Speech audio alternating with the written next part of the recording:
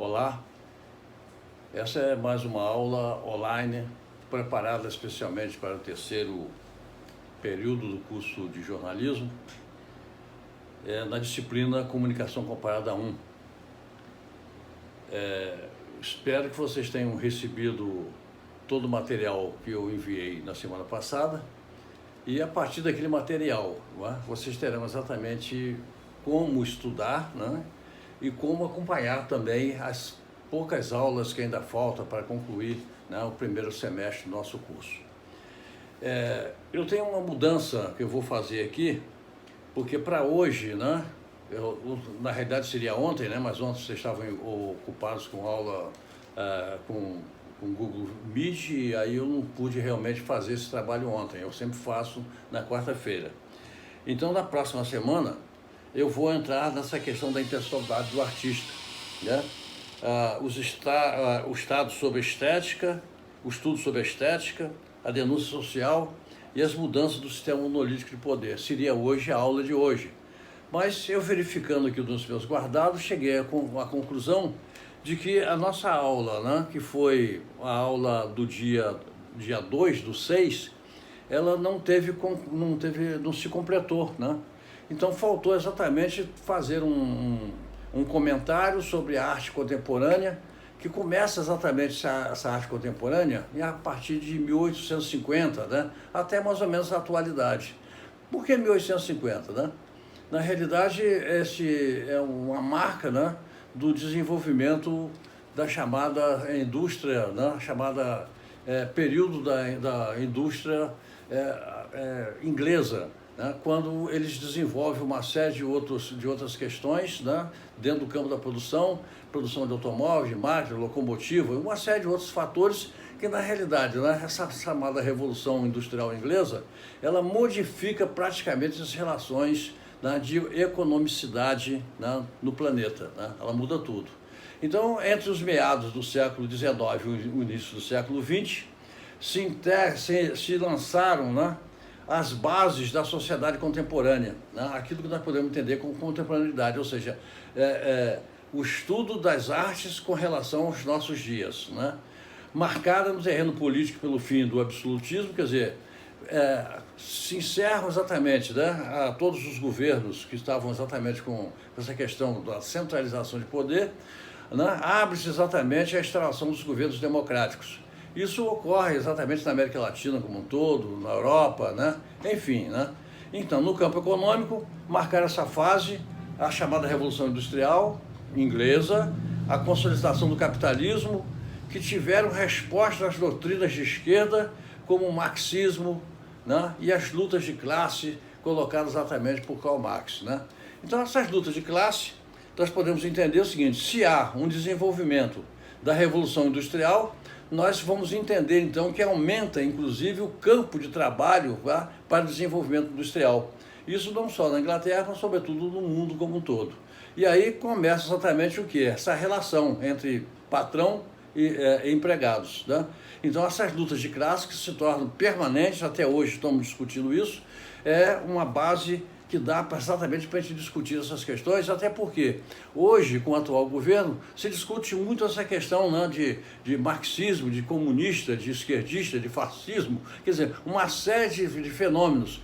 Hoje, para se ter uma ideia, o que nós podemos entender como política mundial hoje não são essas tendências, que parece que nós estamos tendo assim um ataque de saudosismo, a lembrar de fascismo, de nazifascismo, de comunismo, essas coisas que, segundo o conceito de Darcy Ribeiro, essas coisas principalmente inexistem, na medida exata em que nós vamos avançando, o nosso entendimento sobre o cientificismo, sobre as novas tecnologias e a determinação de nova cultura.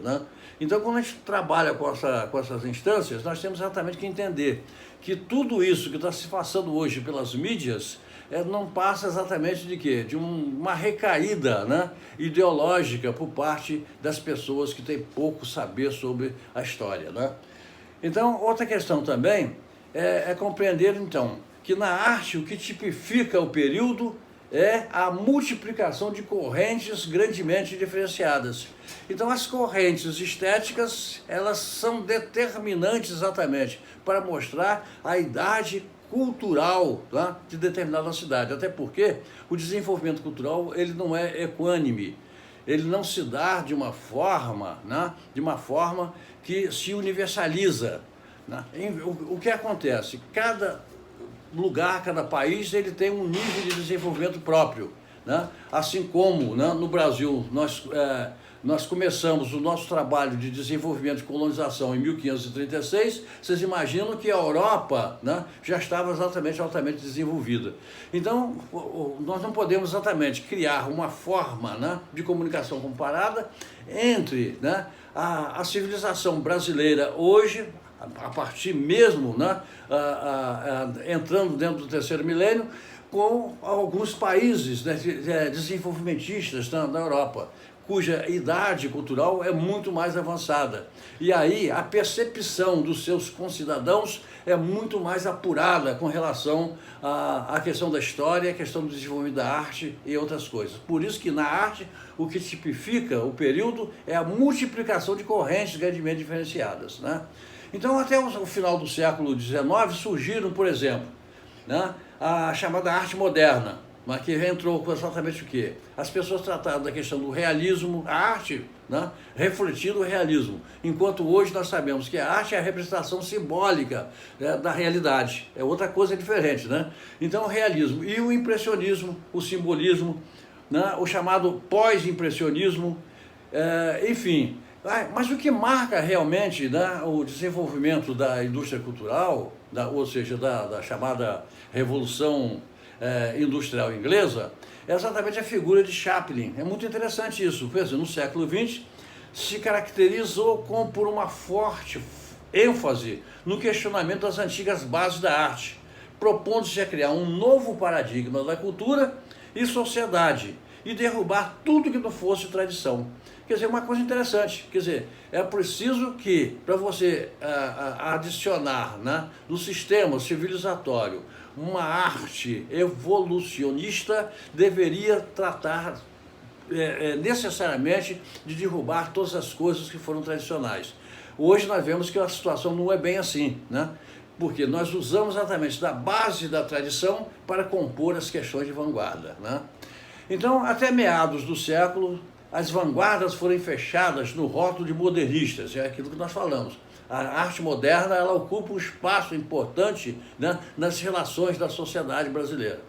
Muito emboramente, um aspecto altamente tardio, né? Nós diríamos o seguinte, por exemplo, a Semana da Arte Moderna no Brasil ocorre em 22 em São Paulo, 1922, quando, né, outros países já estavam desenvolvendo artes muito mais pontuais com relação à modernidade. Tá? Nós só fomos assumir isso depois dos anos 20 e trabalhamos um pouco assim depois da Revolução de 30. Né?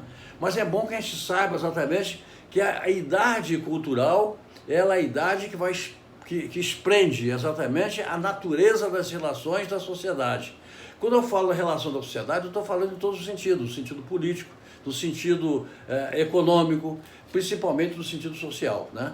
Enquanto os outros países já venceram determinadas pragas que nós temos no Brasil, o Brasil ainda está ainda, né? Quer dizer, é a 8ª economia do mundo, mas parte considerável da população está abaixo da linha de pobreza. Eu digo mais, né? Ainda anda com os pés no chão, né? Vive em guetos, em favelas e etc.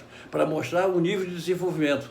Quer dizer, o nível de desenvolvimento, na realidade, é o uso do capitalismo em função do bem-estar da comunidade e não o uso do capitalismo para promover, né, aquilo que chamamos exatamente de relações selvagens do capitalismo. Né?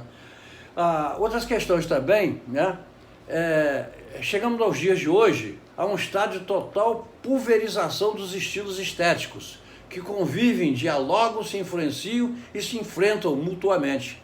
Porque hoje há uma confusão, né, dentro do campo da arte, principalmente das artes plásticas, né, que você não tem exatamente um vetor, você não tem exatamente um diapasão para você reger todas as questões, né, de arte que elas surgem.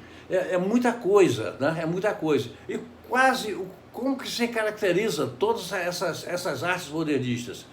Aonde termina uma, começa a outra, né? Uma se integra à outra, mas para o nosso estudo, vamos imaginar que sejam todas modernistas. Tá? Também surgiu uma tendência de solicitar a participação do público no processo de criação e incorporar ao domínio artístico uma variedade de temas, estilos, práticas e tecnologias antes desconhecidas ou realmente excluídas, né?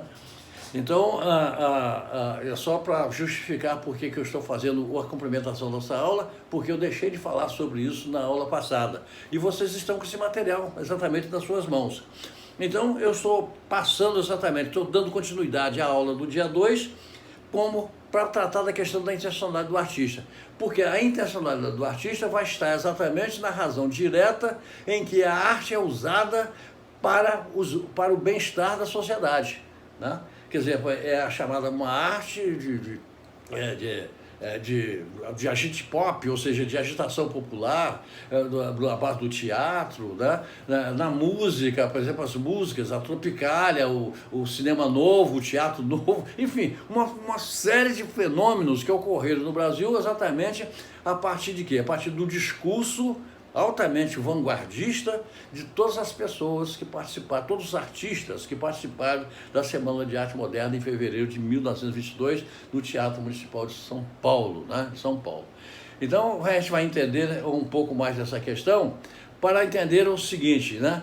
Entre as inúmeras tendências do século XX nós podemos citar o Arte Nouveau. Olha que, veja só, a Arte Nouveau, quer dizer, a nova arte, Arte Nouveau, o abstracionismo, o expressionismo, o cubismo, o futurismo, o dadaísmo, o surrealismo, uma série de outras coisas.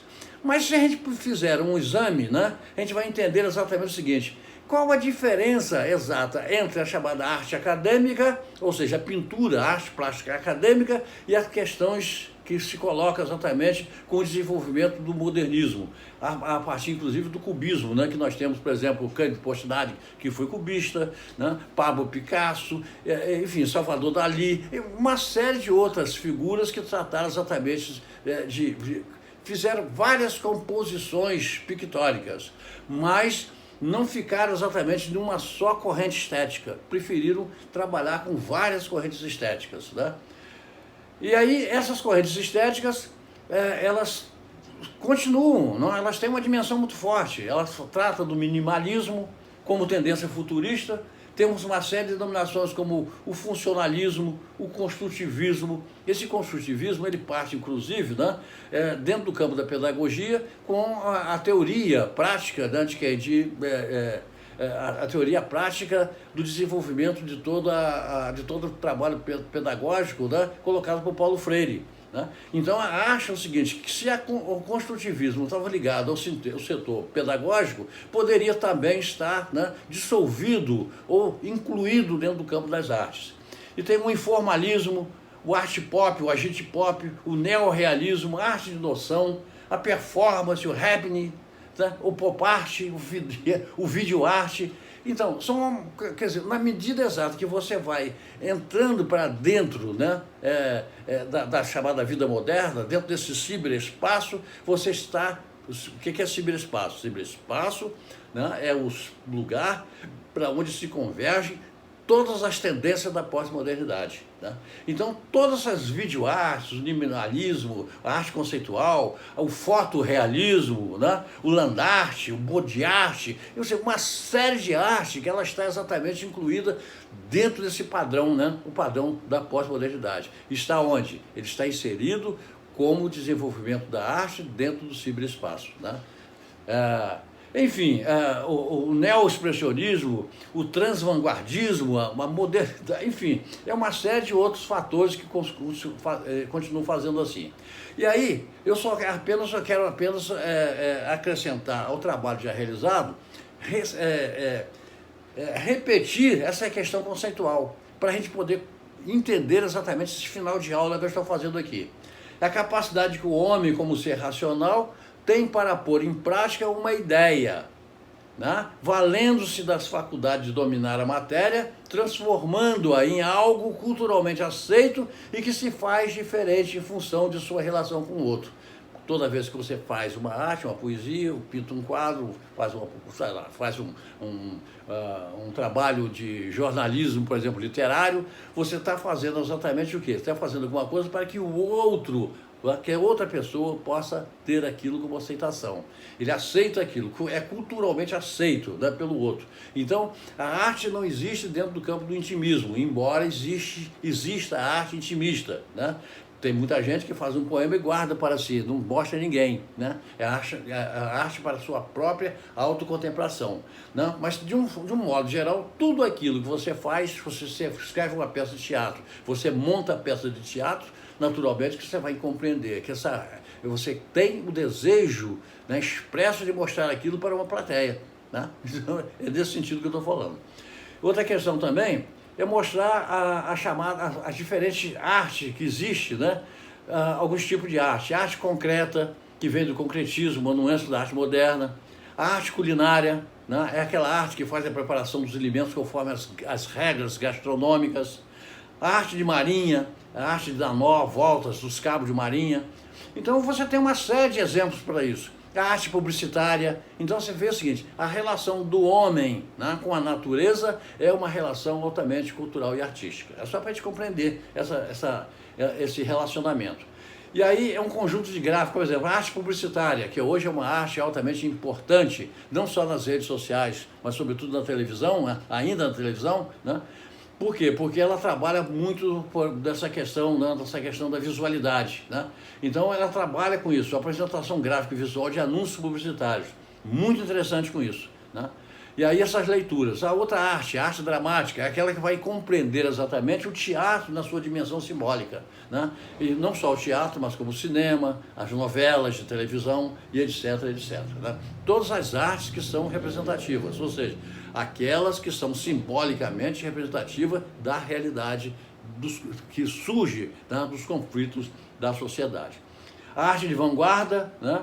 E aí a arte de vanguarda apresenta características inovadoras da forma e conteúdo, de um modo geral, opondo-se aos padrões e conceitos conhecidos. Na realidade é o seguinte, a arte de vanguarda é tudo aquilo que trata da inovação da arte, do discurso que se faz sobre a questão do desenvolvimento cultural e artístico, tá? E aí a gente mostra exatamente o que? Uma arte aqui, que é a Demoiselle de Avignon, é uma arte de 1907, feita exatamente por Pablo Picasso. Quando ele, nessa oportunidade, diz o seguinte, a arte é uma mentira que nos faz perceber a verdade. Porque, enfim, ela sugere, né, essa frase de Picasso, uma série de outras formas interpretativas. Aí você tem outros exemplos como a arte gráfica, a criação de gravuras, conjunto de arte que representa figuras, objetos, ornatos e letras, livros, fotografias, né? Você tem outros exemplos como a arte da magia, o ilusionismo, mágicas, feitiçarias, encantamentos, artes plásticas, o trabalho criativo de arquiteto, pintura, desenho, né, escultura, enfim, arte plumária, que isso é uma arte, né, eu diria o seguinte, seria uma arte inicial, uma arte que está exatamente no campo do primitivismo, né, essa arte plumária. É os trabalhos artesanais dos indígenas, usando plumas de aves silvestres. Vocês podem entender o seguinte, que a questão da simetria da arte plumária, ela é quase que perfeita, embora a gente não tenha nenhuma escola de arte, né, nas aldeias indígenas brasileiras, né? Outra questão também, a arte da reprodução, conjunto das artes gráficas, que realiza a criação e reprodução ou extração das obras de arte, né? Quer dizer, as artes ficam muito tempo expostas, o tempo se encarrega de destruir determinadas coisas, então precisam fazer essa restauração, reprodução e restauração da obra de arte. É hoje uma profissão altamente, muito interessante pelo ponto de vista das relações trabalhistas. Outros exemplos são chamadas artes menores, que eu não concordo, também chamadas de artes primárias, que vêm exatamente como a encadernação, a cerâmica, o bordado, a cestaria, né? E aí, né, na próxima aula, então, nós vamos tratar da questão, finalmente, da intencionalidade do artista. Cada artista desse, dentro de uma arte dessa que nós colocamos aqui, inclusive a arte plumária, ela tem exatamente o quê? Ela tem uma noção estética. Além da noção estética, ela tem uma questão que ela é ideológica, né? Então, ninguém escreve um poema né, se ele não quer dizer alguma coisa, se não, ele não quer deixar soltar de dentro dele alguma indisposição com relação ao sistema monolítico de poder. Né? Então, fica exatamente essa proposta para que a gente consiga, né, analisar na próxima aula, né, a intencionalidade dos artistas. Então, só para repetir, há sempre um motivo para o desenvolvimento dos trabalhos artísticos. Ninguém faz nada por nada. Né? Algumas pessoas apenas fazem um poema, agrada, como um poeta, a poesia, por exemplo, de Vinícius de Moraes, né? A música de Tom Jobim, enfim, o samba de Martim, de Martim da Vila, enfim, são vários artistas que ele tem exatamente, sobretudo Chico Buarque de Holanda, né? Que tem um trabalho contra-revolucionário, ou seja, uma oposição, né, ao chamado golpe militar de 1964, que ele é muito importante hoje nessas relações, né, que passam necessariamente pela questão do esquecimento ideológico e que as pessoas começam a querer renascer em pleno terceiro milênio questões que deveriam estar exatamente restrito ao esquecimento ou exposto em algum lugar apenas para servir de exemplo, para que as coisas que ocorreram, as atrocidades desenvolvidas pelo fascismo, pelo neofascismo, né, pelo hitlerismo, pelas essas coisas todas, nunca mais volte a acontecer. Quer dizer, esses partidos políticos e essas ideologias genocidas que muito sangue fizeram derramar dentro desse planeta, né? E hoje nós não podemos estar voltando a pensar nele, nós não podemos esquecê-lo, porque ele é uma marca e que nós temos toda hora, olhando para ele, sentir que nunca mais devemos tratar dessa questão, né? Eu espero que eu tenha desenvolvido o trabalho dentro encerrando exatamente a primeira proposta, que é a do dia 2, estou desenvolvendo hoje essa proposta e no próximo dia, né, 16, que na realidade a aula vai ser gravada no dia 17, nós estaremos entrando então dentro da intencionalidade dos artistas, porque nós já estamos então no período já preparatório para a nossa prova dia 2. Né? Eu espero que vocês compreendam as dificuldades que é para estudar, mas essa pandemia nos reserva exatamente essa condição de estar aquartelado, né? De estar em recolhimento social. Eu espero também, né, que vocês entendam que isso vai passar, né? Vai ter que passar, pode passar hoje, amanhã, ou na semana que vem, mas nós vamos exatamente voltar à nossa sala de aula e ter o prazer, né, de trabalhar essa questão de uma forma pessoal, né? Responder as perguntas, caso vocês queiram fazer, né? Esperando muitas vezes que o nosso projeto pedagógico seja uma via de mão dupla, em que eu, como professor, aprendo muito mais com vocês, né? Quando vocês estão exatamente prestando atenção no desenrolar das aulas, sabendo que elas são altamente importantes para, né, o aprimoramento intelectual, que não há jornalista se ele não tem um aprimoramento intelectual, né? Eu acho que a fonte principal, né, que vai exatamente dar ao jornalista, né, a sua ênfase, vai dar o seu desenvolvimento, o seu cartaz, né, vai ser exatamente a maneira que ele tem de exatamente armazenar conhecimento sobre as diferentes matérias que envolvem o estudo das ciências sociais, né? Então, pedindo perdão mais uma vez, né, nós estamos trabalhando de uma forma muito incipiente e esperando que a gente saia dessa situação o mais rápido possível, né? Então, eu queria deixar aqui um abraço, né, bem apertado em cada um dos alunos do terceiro período, né, chamando a atenção exatamente, né, para que vocês não parem de estudar, de olhar, né, de trocar figurinhas, inclusive online com os colegas, enfim, né, que vocês estejam exatamente preparados para as provas de A2. Tá? Então, meu abraço e boa noite para todos.